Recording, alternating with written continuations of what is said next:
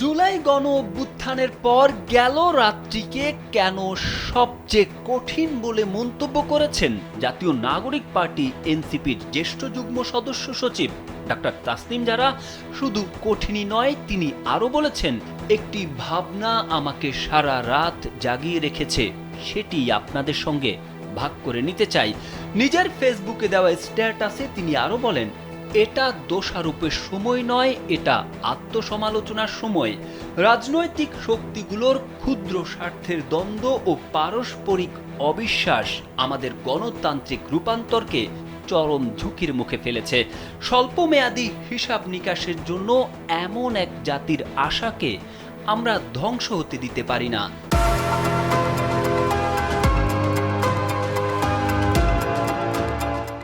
যে জাতি স্বাধীনতার জন্য রক্ত দিয়েছে, তিনি আরও লেখেন, ইতিহাস আমাদের শেখায় যারা পরিবর্তনকে ভয় পায় তারা প্রায় বিভাজন ও মেরুকরণকে ব্যবহার করে পুরনো শাসন ব্যবস্থাকে নতুন মুখোশে ফিরিয়ে আনার চেষ্টা করে। আমরা যেন সেটা এখানে ঘটতে না দিই। আমাদেরকে গোষ্ঠীবাদী মানসিকতার ঊর্ধ্বে উঠতে হবে। এই বিপ্লব ছিল জনগণের, আর সেই জনগণের প্রতি আমাদের দায়িত্ব সংযম দেখানো, সংলাপে এগিয়ে আসা এবং ঐক্য ধরে রাখা। আসুন, এটি হোক বিভক্তির নয়, ঐক্যের একটি মোড়।